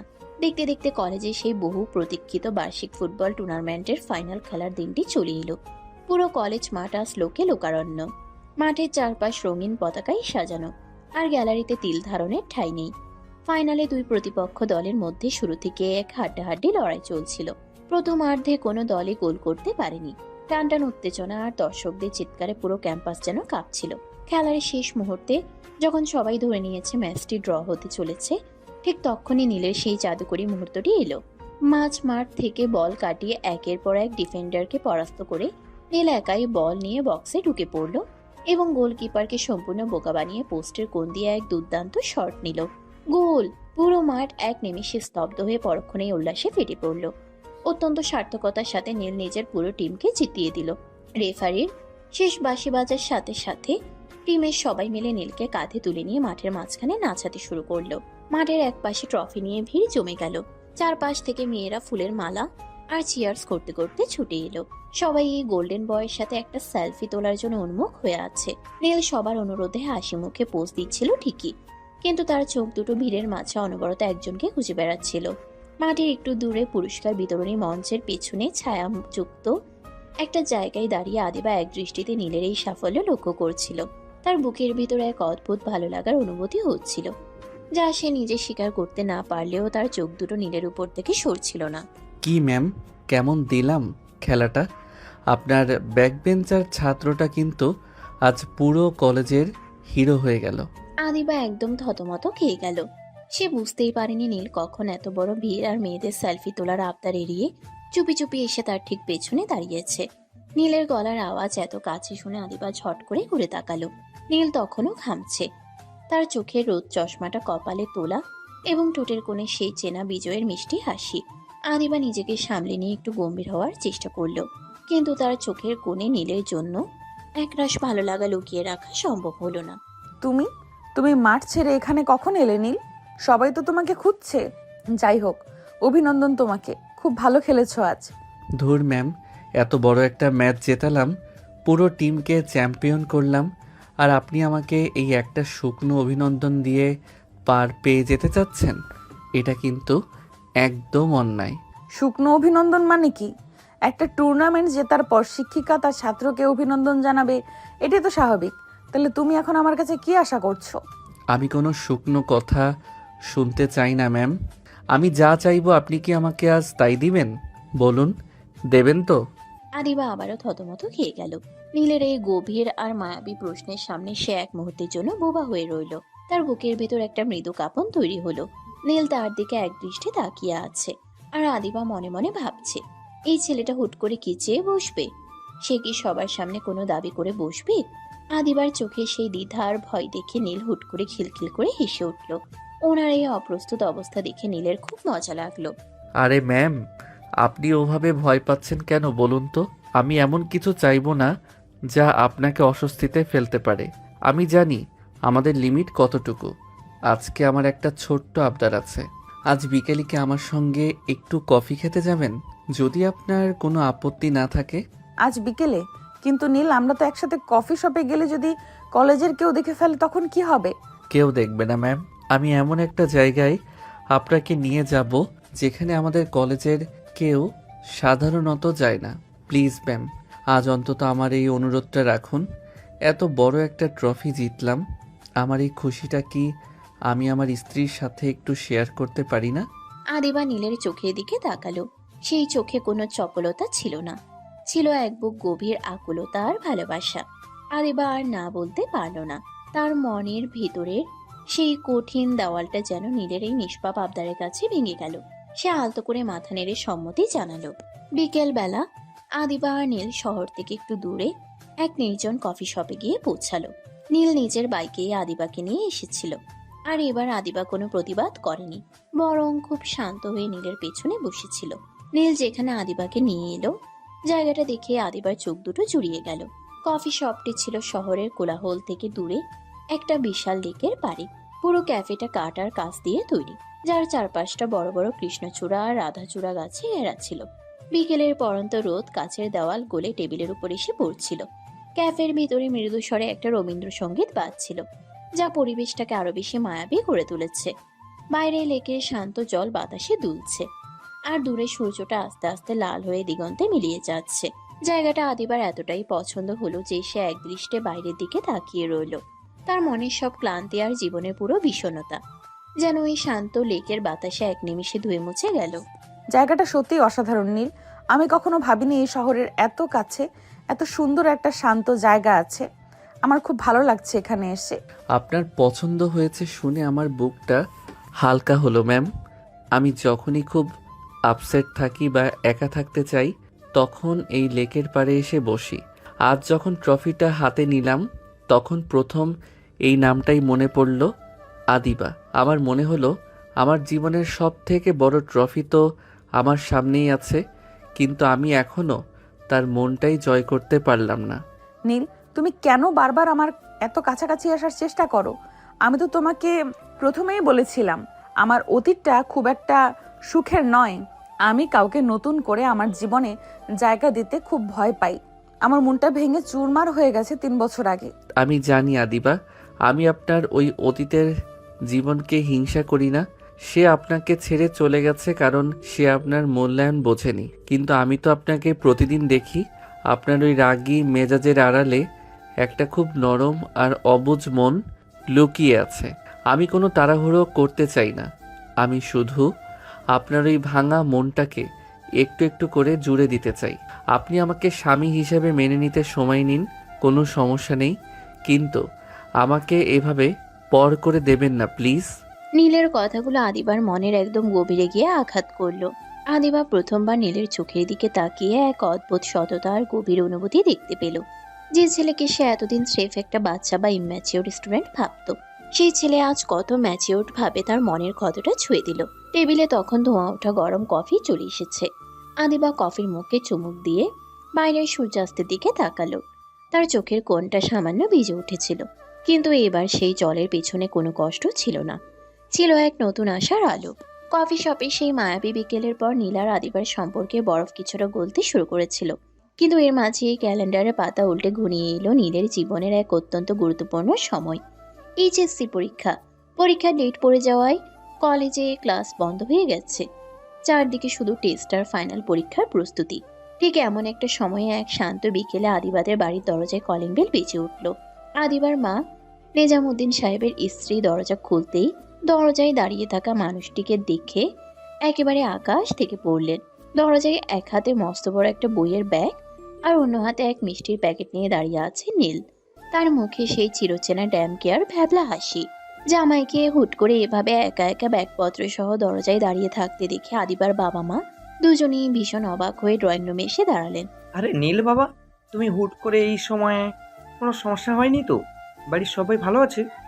আর বলবেন না আব্বু, সামনে ফাইনাল পরীক্ষা চলে এলো, অথচ পড়াশোনার যা অবস্থা, বই খুললেই চোখে সর্ষে ফুল দেখছি। তাই ভাবলাম ঘরের বউ যখন খোদ কলেজের এত বড় নামকরা টিচার, সেখানে বাইরে ফালতু টিউশনি নিয়ে আব্বুর টাকা নষ্ট করার তো কোনো মানেই হয় না। নিজের ঘরের জিনিস থাকতে বাইরে কেন যাব বলুন? তাই সোজা ব্যাগ গুছিয়ে আপনার মেয়ের কাছে টিউশনি নিতে চলে আসলাম। আপনাদের কারো কোনো আপত্তি নেই তো আব্বু আম্মু? ওমা, আপত্তি থাকবে কেন বাবা? তুমি এত সুন্দর একটা কথা বলেছো, নিজের ঘরের বইয়ের কাছে পড়বে, এতে আমাদের তো আরও আনন্দ। তুমি ভিতরে এসো, হাত মুখ ধুয়ে ফ্রেশ হও। নীল এতই মজার ছলে আর মিষ্টি করে পুরো বিষয়টা গুছিয়ে বলল যে আদিবার বাবা মা বিন্দু মাত্র কিছু মনে তো করলেনই না, উল্টো জামাইয়ের এই উপস্থিত বুদ্ধিতে মনে মনে বেশ খুশি হলেন। তারা নীলকে সাদরে বরণ করে নিলেন। আদিবার মা তো জামাইয়ের জন্য রান্নাঘরে গিয়ে পায়েস, নুডলস আর হরেক পদের নাস্তা তৈরিতে ব্যস্ত হয়ে পড়লেন। আর আদিবার বাবা নীলের সাথে ড্রয়িং রুমে বসে পরীক্ষার সিলেবাস নিয়ে খুশ গল্পে মেতে উঠলেন। ঠিক এই রাজকীয় আপ্যায়নের মাঝে কলেজ শেষ করে ক্লান্ত শরীরে বাড়ি ফিরল আদিবা। কলিং বেল টিপে ভেতরে পা রাখতেই সোফায় নবাবের মতো পা তুলে বসে আম খাওয়ার দৃশ্যটা দেখে আদিবা পুরো থমকে গেল। তার চোখ দুটো যেন কপাল ছুঁয়ে ফেলল। সে নিজের চোখকে বিশ্বাসই করতে পারছিল না যে নীল সত্যি সত্যি তার নিজের বাপের বাড়িতে এসে এভাবে আসন গেড়ে বসে আছে। নীল, তুমি তুমি এখানে এই সময় কি করছো? আর এই ব্যাগপত্র কিসের? এই তো ম্যাম, আপনার ছাত্র আপনার দরজায় উপস্থিত। পরীক্ষার প্রিপারেশন নিতে এসেছি। এখন থেকে রোজ রাতে আপনার কাছে স্পেশাল কোচিং নেব। আদিবা, নীল একদম ঠিক সিদ্ধান্ত নিয়েছে মা। সামনে ওর এত বড় পরীক্ষা, ও একা একা ঘরে পড়া বুঝতে পারছে না। তুই যখন কলেজের টিচার, তুই ওকে প্রতিদিন রাতে নিজের রুমে ডেকে ভালো মতো গাইড করবি। আমরা নীলকে এখানে রেখে দিয়েছি। পরীক্ষা শেষ না হওয়া পর্যন্ত ও আমাদের বাড়িতেই থাকবে। কিন্তু বাবা, ও আমার রুমে মানে পড়াশোনা তো নিজের বাড়িতেও করতে পারতো। আমার নিজেরও কলেজের অনেক খাতা দেখার চাপ থাকে। কোনো অজুহাত শুনবো না আদিবা। জামাই কত আশা নিয়ে নিজের পড়াশোনা ঠিক করে, তুই আজ থেকে প্রতিদিন সন্ধ্যাবেলা ওকে তোর রুমে নিয়ে পড়তে বসাবি। কোনো ফাঁকিবাজি যেন না দেখি। নীল বাবা, তুমি এই মিষ্টিটা খাও তো। একদম চিন্তা করো না, আমার মেয়ে তোমাকে পুরো সিলেবাস শেষ করিয়ে দেবে। আদিবা নিজের বাবা মায়ের এমন অন্ধ জামাই আদর দেখে মনে মনে চরম বিরক্ত হলেও মুখে কিছু বলতে পারলো না। কারণ সে খুব ভালো করেই জানে বেশি আপত্তি করলে বাবা মা আবার উল্টো সন্দেহ করে বসবেন। অগত্যা রাগটা ভেতরে চেপে রেখে সে নিজের রুমে চলে গেল। দেখতে দেখতে সন্ধ্যা নেমে এলো। আদিবা নিজের পড়ার টেবিলটা গুছিয়ে চেয়ারে এসে বসলো। একটু পরেই নীল দরজায় নক না করে একগাল হাসি নিয়ে রুমে ঢুকে আদিবার ঠিক মুখোমুখি চেয়ারটাতে এসে ধপাস করে বসে পড়ল। রুমে ঢুকেই সে দরজাটা আলতো করে চাপিয়ে দিল। আদিবা টেবিলের উপর নীলের রসায়ন আর ইংরেজি বইগুলো ধপাস করে আশ্রে ফেলল। দেখো নীল, তুমি বাবাকে ইমোশনাল ব্ল্যাকমেল করে এখানে এসেছো, ঠিক আছে, কিন্তু মনে রেখো এটা আমার পড়ার ঘর। এখানে কোনো দুষ্টুমি চলবে না। এই চ্যাপ্টারটা দেখো, এখান থেকে প্রতি বছর প্রশ্ন আসে। মনোযোগ দিয়ে শোনো আমি কি বোঝাচ্ছি। আমি তো খুবই মনোযোগ দিচ্ছি ম্যাম। আপনার ঠোঁট দুটো যেভাবে নড়ছে আর আপনি যেভাবে চশমার উপর দিয়ে তাকাচ্ছেন, আমার পুরো মনোযোগ তো ওখানে আটকে আছে। নীল, ফালতু কথা বন্ধ করো। এই সমীকরণটা খাতায় নোট করো। এটা কিন্তু খুব কঠিন। একবার মাথায় না ঢুকলে পরীক্ষায় গোল্লা পাবে। আদিবা যখন অত্যন্ত গম্ভীর হয়ে খাতার উপর কলম চালিয়ে নীলকে পড়া বোঝাচ্ছিল, নীল তখন টেবিলের নিচে নিজের খেলা শুরু করে দিল। সে তার বুট খুলে রাখা খালি পাটা আস্তে আস্তে এগিয়ে নিয়ে গেল আদিবার সুকোমল পায়ের দিকে। আদিবা যখন সমীকরণের মূল অংশটা বোঝাতে যাবে, ঠিক তখনই টেবিলের নিচে নীল নিজের পায়ের আঙ্গুল দিয়ে আদিবার পায়ে আলতো করে সুড়সুড়ি দিতে লাগলো। আদিবা চমকে উঠে নিজের পা সরিয়ে নেওয়ার চেষ্টা করলো, কিন্তু নীল তার পাটা দিয়ে আদিবার পাকে এক প্রকার চেপে ধরে সুড়সুড়ি দেওয়া জারি রাখলো। আদিবার সারা শরীরে যেন একটা রোমান্টিক বিদ্যুতের শক লেগে গেল। সে রাগি চোখে নীলের দিকে তাকালো, কিন্তু নীল তখন খাতার দিকে তাকিয়ে এমন এক নিষ্পাপ মুখ করে বসে আছে যেন সে কিছুই জানে না। আদিবা যে আবার বলতে শুরু করলো। নীল টেবিলের উপর দিয়ে চোখ ছোট করে আদিবাকে একটা কড়া রসালো চোখটি মারলো। নীল, তুমি কিন্তু একদম ভালো করছো না। পা সরাও বলছি। আর ওই চোখ গোল গোল করা বন্ধ করো। আমি পড়াচ্ছি, ইয়ার কি করছি না। আমি তো পড়াই শুনছি ম্যাম। আপনি বলুন না এই হাইড্রোজেন বন্ডটা কিভাবে কাজ করে, আর টেবিলের নিচে আমাদের এই পায়ের বন্ডটা কেমন স্ট্রং, সেটা একটু প্র্যাকটিক্যাল পরীক্ষা করে দেখছিলাম আর কি। নীল এখানেই থামলো না। সে এবার টেবিলের নিচ দিয়ে হাত বাড়িয়ে আদিবার শাড়ির কুচিটা আলতো করে টেনে ধরলো এবং নিজের পায়ে সুড়সুড়ির গতি আরো বাড়িয়ে দিল। এই অনাবিল আর তীব্র রোমান্টিক অত্যাচার আদিবা আর সহ্য করতে পারছিল না। একদিকে পায়ের সুড়সুড়ি, অন্যদিকে শাড়ির আঁচল দিয়ে নীলের এই দুষ্টুমি, সব মিলিয়ে আদিবার পুরো শরীর কেঁপে উঠল। সে নিজের অজান্তেই আর ধৈর্য ধরে রাখতে না পেরে হুট করে একটু জোরে চিৎকার করে উঠল। ছাড়ো নীল, কি করছো এসব? আদিবার এই আকস্মিক চিৎকার ড্রয়িং রুম পর্যন্ত পৌঁছে গেল। মুহূর্তের মধ্যে আদিবার বাবা আর মা হন্তদন্ত হয়ে দরজার পর্দা ঠেলে রুমের ভিতর ঢুকে পড়লেন। তাদের চোখে মুখে চরম উদ্বেগ। কি হয়েছে আদিবা? এত জোরে চেঁচিয়ে উঠলি কেন মা? কোনো সমস্যা হয়েছে? কি ব্যাপার মা? নীল কি পড়া পারছে না, নাকি কোনো পোকামাকড় ঢুকেছে রুমে? হ্যাঁ ম্যাম, বলুন না কি হয়েছে। আপনি হঠাৎ এমন করে চিৎকার করে উঠলেন কেন? আপনি কি কোনো কঠিন অঙ্ক দেখে ভয় পেয়ে গেলেন, নাকি আমার পড়া বুঝতে আপনার কোনো কষ্ট হচ্ছে? বলুন ম্যাম। আম্মু আব্বু তো টেনশন করছেন। আদিবা নীলের এই চরম শয়তানি আর পোল্ট্রি খাওয়া দেখে পুরো বোবা হয়ে গেল। সে খুব ভালো করেই জানে যে এখন যদি সে বাবা মায়ের সামনে সত্যি কথাটা বলতে যায় যে নীল টেবিলের নিচে তার পায়ে সুড়সুড়ি দিচ্ছিল, তবে লজ্জায় তার নিজেরই মাথা কাটা যাবে। আর নীল ঠিক এই সুযোগটাই নিয়েছে। সে আদিবাকে নিজের বাবা মায়ের সামনে এক চরম লজ্জার ফাঁদে ফেলতে চাচ্ছে। আদিবার আগে ফুঁসতে ফুঁসতে নিজের ওড়নাটা টেনে ঠিক করলো এবং বাবা মায়ের দিকে তাকিয়ে কোনো মতে একটা মিথ্যা হাসি ফুটিয়ে তুলল। না না বাবা, আসলে তেমন কিছুই না। ওই যে টেবিলের নিচে একটা বড় কালো পিঁপড়ে আমার হাতে হুট করে কামড়েছিল, তো তাই ব্যথায় হুট করে চিল্লিয়ে উঠেছি। আর কিছু না, তোমরা যাও, আমি ওকে পড়াচ্ছি। ও আচ্ছা, পিঁপড়ে। দাঁড়া, আমি কালীঘরে স্প্রে করার ব্যবস্থা করছি। নীল বাবা, তুমি মনোযোগ দিয়ে পড়ো কেমন? আমরা যাই। আদিবার বাবা মা দরজা ঠেলে চলে যেতেই নীল টেবিলের উপর হাত রেখে হাহা করে শব্দহীন হাসিতে ফেটে পড়ল। তার এই বিজয়ের হাসি দেখে আদিবার ভেতরের রাগ এবার সাত আসমানে চড়ে গেল। সে খাতাটা ধরাম করে বন্ধ করে নীলের দিকে এক চরম ভয়ঙ্কর আর খুনি দৃষ্টিতে তাকালো। নীল তখনও হাসতে হাসতে আদিবাকে রাগানোর জন্য আবার একটা চোখ মারল। আদিবা মনে মনে নিজের হাত দুটো শক্ত করে মুঠো পাকালো এবং এক দীর্ঘশ্বাস ফেলে একটা কঠিন প্রতিজ্ঞা করে নিল। তুই ভাবছিস তুই খুব বড় চাল চেলেছিস, তাই না নীল চৌধুরী? বাপের বাড়ি পেয়ে আমার সামনে খুব হিরোগিরি দেখানো হচ্ছে। দাঁড়া, তোকেও আমি এমন শিক্ষা দিব যে তুই বাপের নাম ভুলে যাবি। কাল থেকে এই রুমে যদি তোকে কান ধরে উদ্বোস না করিয়েছি, তবে আমার নামও আদিবা নিজাম নয়।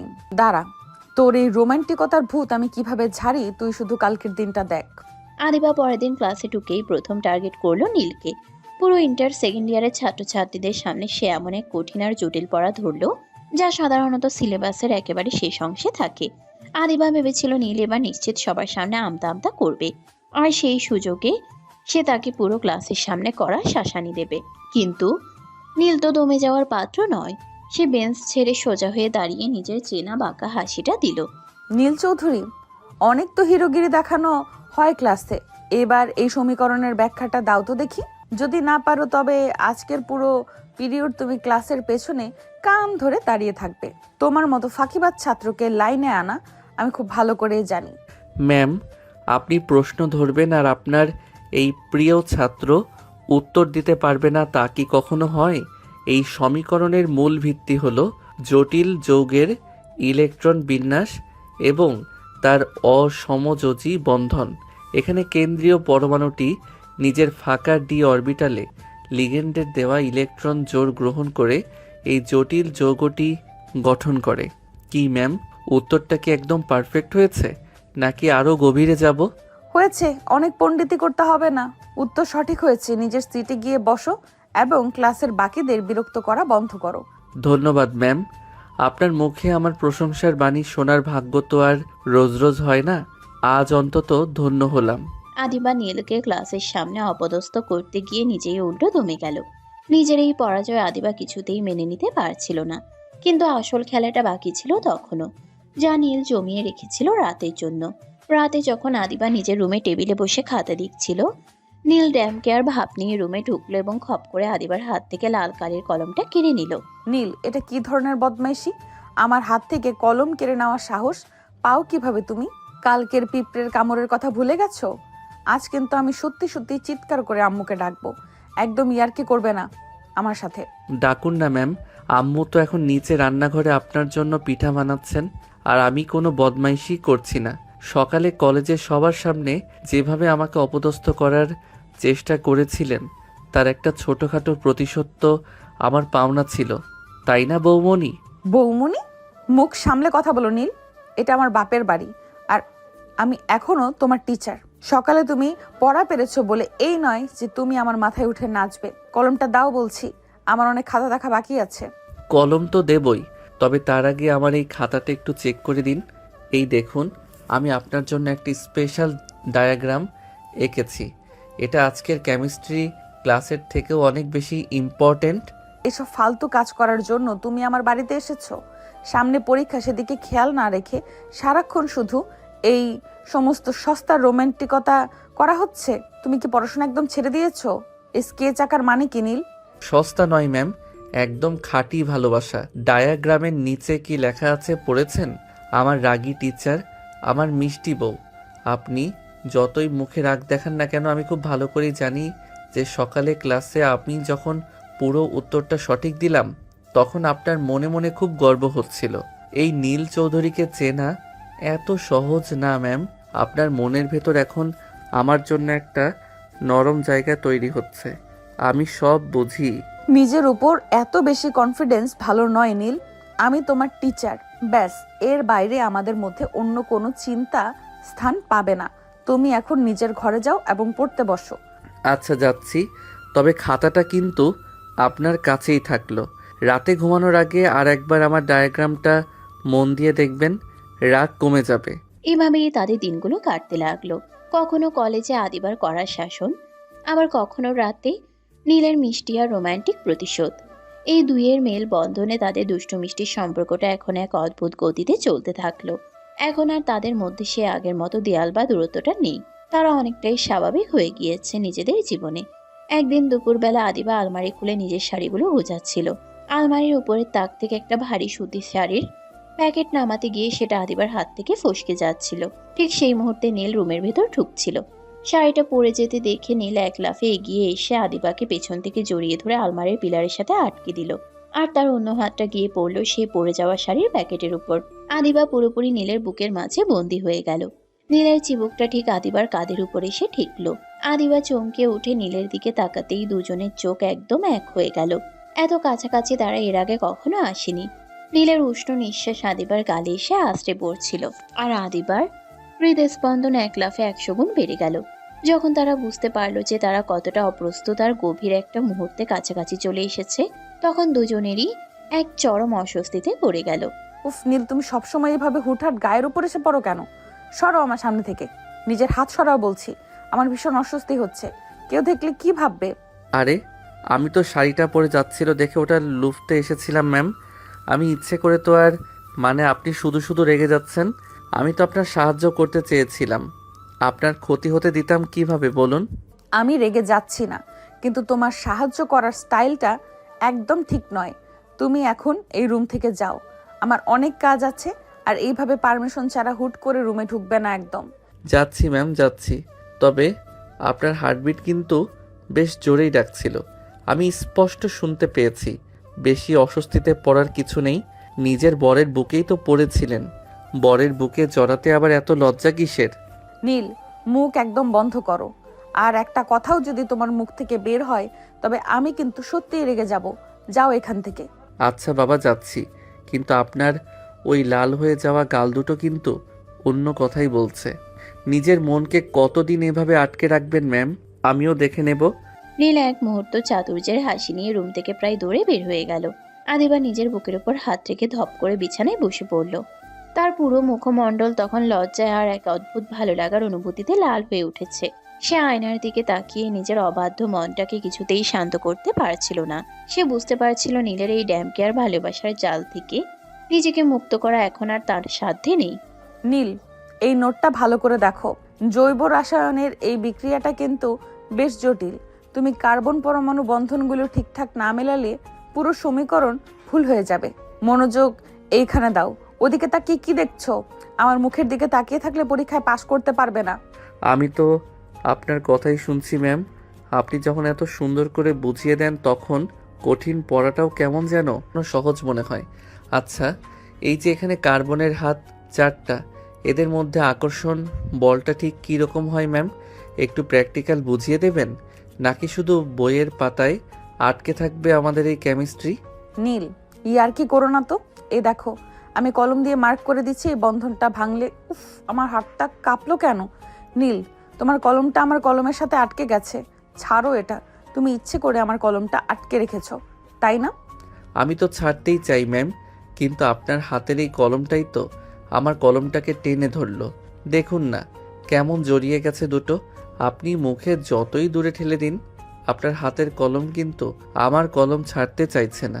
আদিবা নিজের কলমটা নীলের হাতের কলম থেকে ছাড়াতে গিয়ে হুট করেই টেবিলের উপর রাখা জলের গ্লাসটায় হাত লেগে গেল। গ্লাসটা উল্টে গিয়ে পুরো জল আদিবার শাড়ির আঁচল আর পড়ার খাতার উপর পড়তে লাগলো। আদিবা চমকে উঠে চেয়ার ছেড়ে ঝট করে দাঁড়াতে গেল। আর ঠিক সেই সময়ে নীল খাতাগুলো টেনে নিতে এগিয়ে এলো। টেবিলের উপর ঝুঁকে পড়ার কারণে দুজনের মাথা হুট করে একসাথে ঠুকে গেল। আদিবা ব্যথায় ভারসাম্য হারিয়ে সোজা নীলের উপর গিয়ে পড়ল। নীল 2 হাত বাড়িয়ে আদিবার কোমর জড়িয়ে ধরে তাকে সামলে নিল। 1 সেকেন্ডের মধ্যে পুরো ঘরটা যেন নিস্তব্ধ হয়ে গেল। আদিবার খোলা চুলগুলো নীলের মুখের উপর এসে পড়েছে। টেবিলের টিম ল্যাম্পের আলোয় আদিবার ভেজা ঠোঁট দুটো কাঁপছিল। নীল এক অদ্ভুত মায়ায় নিজের উপর নিয়ন্ত্রণ হারিয়ে মুখটা সামান্য এগিয়ে নিয়ে আদিবার নরম ঠোঁটে ঠোঁট ডুবিয়ে দিল। আদিবা প্রথম কয়েক সেকেন্ড পুরো থমক খেয়ে রইল, কিন্তু পরক্ষণেই নিজের সমস্ত শক্তি দিয়ে নীলকে একটা তীব্র ধাক্কা দিয়ে সরিয়ে দিল এবং ডান হাতটা বাতাসে ঘুরিয়ে সজোরে নীলের গালে একটা চড় কষিয়ে দিল। তোমার এত বড় সাহস নীল চৌধুরী! তুমি নিজের লিমিট কতটা পার করেছো তোমার কোনো ধারণা আছে? তুমি একজন স্টুডেন্ট হয়ে তোমার প্রফেসরের সাথে এই নোংরামি করার সাহস পাও কিভাবে? এটা তো তোমার কলেজ নয়, আর আমি তোমার কোনো ফালতু ক্রাশ খাওয়ারও মেয়ে নই। তুমি আমার এই পবিত্র ঘরে দাঁড়িয়ে আমার সাথে এই আচরণ করলে কোন সাহসে? এই মাঝরাতে এই বন্ধ ঘরে আপনি এখনো নিজেকে শুধু প্রফেসর ভাবছেন ম্যাম? আমি কি কোনো বাইরের মেয়ের গায়ে হাত দিয়েছি? কাজীর খাতায় সই করে বড়দের সাক্ষী রেখে আপনি আমার বিবাহিতা স্ত্রী। নিজের বউকে একটু ভালোবেসে আদর করাটা যদি আপনার কাছে নোংরামি মনে হয় তবে আমার আর কিছু বলার নেই। আজ আপনি আমাকে চর মারেননি ম্যাম, আমার স্বামিত্বের অধিকারটাকে সবার সামনে অপমান করেছেন। আপনার এই থাপ্পড়টা আমার মনে থাকবে। নীল, তুমি ভুল বুঝছো। আমার মানে সেটা ছিল না। তুমি হুট করে এমন একটা কাজ করে বসলে আমি জাস্ট নিজেকে সামলাতে পারিনি। শোনো নীল, রাগ করো না, আমার কথাটা শোনো। আমি সত্যিই তোমাকে আঘাত করতে চাইনি। আর কোনো কথা শোনার বাকি নেই আদিবা সুলতানা। আপনার ওই অহংকার, আপনার অতীত আর আপনার এই প্রফেসরের দেওয়ালটাই আপনার কাছে সব। আমি তো একটা বোকা যে নিজের সব কিছু দিয়ে আপনার ওই ভাঙা মনটা জোড়া দিতে চেয়েছিলাম। আমি আর 1 সেকেন্ডও এই ঘরে থাকবো না, যেখানে আমার কোনো অধিকার নেই। আপনার এই বাড়ি, আপনার এই পড়ার টেবিল আপনার কাছেই থাক। নীল প্লিজ যেও না, দাঁড়াও। আমি সত্যি ইচ্ছে করে চরটা মারিনি। নীল, আমার হাতটা ছাড়িয়ে এইভাবে চলে যেও না। আমি তোমার কাছে ক্ষমা চাচ্ছি, প্লিজ শোনো, একটু দাঁড়াও নীল। নীল আর আদিবার কোনো কথাই শুনল না। সে টেবিল থেকে নিজের ব্যাগটা এক ঝটকায় কাঁধে তুলে নিল এবং আদিবার বাড়িয়ে দেওয়া হাতটা চরম অবহেলায় সরিয়ে দিয়ে হনহন করে রুম থেকে বের হয়ে গেল। আদিবা পেছন পেছন ছুটে এলো, কিন্তু নীল ততক্ষণে ড্রয়িং রুমের দিকে চলে গেছে। মাঝরাতে জামাইকে ব্যাগ কাঁধে নিয়ে তীব্র রাগে ঘর থেকে বের হতে দেখে আদিবার বাবা মা দুজনেই চমকে সোফা থেকে উঠে দাঁড়ালেন। কি ব্যাপার নীল বাবা, এত রাতে ব্যাগ নিয়ে কোথায় যাচ্ছ? কোনো খারাপ খবর এসেছে নাকি বাড়ি থেকে? মুখটা এমন লাল হয়ে আছে কেন তোমার? তোমাদের কি কোনো সমস্যা হয়েছে? না আব্বু, বাড়ির কোনো সমস্যা হয়নি। আমারই এখানে থাকাটা ভুল হয়েছে। আমার পরীক্ষার সামনে নিজের বাড়িতে গিয়ে একা একা পড়াটাই আমার জন্য ভালো হবে। আপনারা ভালো থাকবেন। আসসালামু আলাইকুম। আদিবা, আমি তোকে কিছু জিজ্ঞেস করেছি মা? নীল এভাবে মাঝরাতে রাগ করে চলে গেল কেন? তোদের পড়ার ঘরে কি হয়েছিল? ও কি পড়াশুনো নিয়ে কিছু বলেছে, নাকি তুই আবার তোর ওই চড়া মেজাজ দেখালি ওর ওপর? সত্যি কথাটা বল আমাদের। জামাই কেন এত রাতে একা একা চলে যাবে? বাবা, আসলে ও পড়া বুঝতে পারছিল না। আমি একটু বকা দিয়েছি, তাই ও রেগে চলে গেছে। আর কিছু না বাবা, তোমরা ঘুমাতে যাও, আমি রুমে যাচ্ছি। আদিবা নিজের বাবা মায়ের সামনে আর দাঁড়াতে পারল না। সে নিজের রুমে ফিরে এসে দরজাটা ভেতর থেকে লক করে দিল এবং খাটের উপর বসে 2 হাতে মুখ ঢেকে ফুপিয়ে কেঁদে উঠল। পড়ার টেবিলের উপর উল্টে যাওয়া জলের গ্লাস আর খাতার দিকে তাকিয়ে তার বুকটা ফেটে যাচ্ছিল। নীল চলে যাওয়ার পর ঘরের এই শূন্যতা আদিবাকে এক তীব্র অপরাধ বোধে ডুবিয়ে দিল। সে বুঝতে পারল নীলকে হারিয়ে ফেলার ভয়টা তার মনের ভেতর কতটা গভীরে বাসা বেঁধেছিল, যা সে আজ নিজের হাতে দূরে ঠেলে দিল। 10:30 বেজে গেল, অথচ এখনো নীলের বাইকের আওয়াজটা কানে এলো না। আজ নিয়ে পরপর 4 দিন ও কলেজে আসে না। ও কি সত্যি আমার উপর এতটা অভিমান করে আছে? একটা চর মেরেছি বলে এইভাবে নিজেকে গুটিয়ে নেবে? ও কি জানে না ওর এই অনুপস্থিতি আমাকে কতটা পুড়িয়ে মারছে? রোজ গেটের দিকে তাকিয়ে থাকতে থাকতে আমার চোখ দুটো ক্লান্ত হয়ে গেল, অথচ এই অবুঝ ছেলেটার কোনো পাত্তাই নেই। থুর, আমি আর এইভাবে বসে থাকতে পারছি না। আমার সব জেদ, অহংকার আর লোকলজ্জার ভয় আজ আমি একপাশে সরিয়ে রাখলাম। ও যদি না আসে আমি নিজেই ওর বাড়িতে যাব। আদিবার থাকতে না পেরে বিকেলের দিকে সোজা নীলের বাড়ির উদ্দেশ্যে রওনা দিল। নীলের বাড়ির সদর দরজায় দাঁড়িয়ে আদিবার বুকটা দুরু দুরু করে কাঁপছিল। সে কলিং বেল টিপতেই দরজা খুললেন নীলের মা। সামনে পুত্র বধূকে দেখে তিনি বেশ অবাক হলেন। আসসালামু আলাইকুম আম্মু, ভালো আছেন? আসলে নীল অনেকদিন ধরে কলেজে যাচ্ছে না তো, তাই ভাবছিলাম ও ঠিক আছে কিনা, কোনো অসুখ বিসুখ হলো কিনা। শিক্ষক হিসেবে ছাত্রের খোঁজ নেওয়াটা দায়িত্ব, তাই আর থাকতে না পেরে চলে আসলাম। ও কি বাড়িতে আছে আম্মু? ওয়ালাইকুম আসসালাম মা, ভেতরে এসো। তা পড়াশোনার খোঁজ নিতে এত দূর চলে আসলে? নীল তো ঘরেই আছে, ওর শরীর একদম ঠিক আছে মা। তুমি নিজে গিয়েই ওর খোঁজ নাও। ওই শেষ মাথার রুমটায় যাও, দরজা খোলাই আছে। আচ্ছা আম্মু, আমি তাহলে ওর রুমের দিকেই যাচ্ছি, আপনারা বসুন। আদিবা লক্ষ্য করলো নীলের বাবা মা দুজনেই নিজেদের মধ্যে মুখ টিপে হাসছেন। বড়রা যে তাদের ভেতরের মান অভিমানের আসল কারণটা ঠিকই আঁচ করতে পেরেছেন, তা আদিবার বুঝতে আর বাকি রইল না। লজ্জায় লাল হয়ে আদিবা দ্রুত পা চালিয়ে নীলের ঘরের দিকে এগিয়ে গেল এবং ভেতরে ঢুকে আলতো করে দরজাটা লক করে দিল। ঘরের ভেতর তাকাতেই দেখলো নীল তখন খাটের উপর কোলবালিশটা জড়িয়ে ধরে এক্কেবারে রাজকীয় আরামে অঘরে ঘুমোচ্ছে। নীল, নীল ওঠো বলছি। তোমার এই অসময়ে ঘুম দেখে তো মনে হচ্ছে তুমি দুনিয়ার সবচেয়ে সুখী মানুষ। আমি এখানে 4 দিন ধরে না খাওয়া ভুলে পাগলের মতো ছটফট করছি, আর তুমি এখানে কুম্ভকর্ণের মতো ঘুমাচ্ছ। ওঠো নীল, আমার দিকে তাকাও। উফ, স্বপ্নের মধ্যেও ম্যাম এসে চিল্লাচিল্লি শুরু করে দিল। একটু শান্তিতে ঘুমাতেও দেবে না। জানতো ম্যাম, আপনার ক্লাসে আমি আর যাব না। আপনার ওই কঠিন কেমিস্ট্রি আমার আর শেখার দরকার নেই। আমাকে একটু শান্তিতে ঘুমাতে দিন। এটা কোনো স্বপ্ন নয় নীল, আমি সত্যি সত্যি তোমার সামনে দাঁড়িয়ে আছি। আমার দিকে ফিরে তাকাও। তুমি এভাবে কলেজে না গিয়ে ঘরে বসে থাকার সাহস পাও কিভাবে? সামনে তোমার এইচএসসি পরীক্ষা, সেই খেয়াল আছে তোমার? নাকি ওই এক চর খেয়ে নিজের সব পড়াশোনা জলাঞ্জলি দেওয়ার সিদ্ধান্ত নিয়েছো? ও আচ্ছা, আপনি এসেছেন। তা কলেজের প্রফেসরের আমার মতো এক ফালতু স্টুডেন্টের ভাঙা ঘরে আসার কি প্রয়োজন ছিল ম্যাম? আমি কলেজে যাই বা না যাই, পরীক্ষায় গোল্লা পাই বা পাশ করি, তাতে আপনার কি আসে যায়? আপনি তো আমাকে নোংরা বলেছিলেন, আমার ভালোবাসাকে সস্তা বলেছিলেন। তাহলে আজ কেন এসেছেন আমার খোঁজে? নিজের রাস্তা মাপুন ম্যাম। আমি সেদিন ওভাবে বলতে চাইনি নীল। তুমি হুট করে অমন একটা কাণ্ড করে বসলে যে আমি নিজেকে সামলাতে পারিনি। রাগ করে আর ভয়ের মাথায় হাতটা উঠে গিয়েছিল। তুমি আমার মনের অবস্থাটা একবারও বোঝার চেষ্টা করলে না। আমি কি রোবট নীল? আমার কি কোনো অনুভূতি নেই? আপনার মনে তো শুধু ওই প্রফেসরের অহংকার আর অতীতের দেওয়াল। একটা ছেলে আপনাকে কতটা ভালোবাসলে নিজের সব কিছু বিসর্জন দিয়ে আপনার পেছনে এভাবে পড়ে থাকতে পারে, তা আপনি কোনো দিন বুঝবেন না। নিজের বউকে একটু ছুঁয়েছি বলে আপনি আমাকে চড় মারলেন। আমার খুব লেগেছিল ম্যাম, এখানে নয়, ঠিক এই বুকের ভেতরটাই লেগেছিল। আপনার ওই চড়ের দাগ আমার মনে আজীবন থেকে যাবে।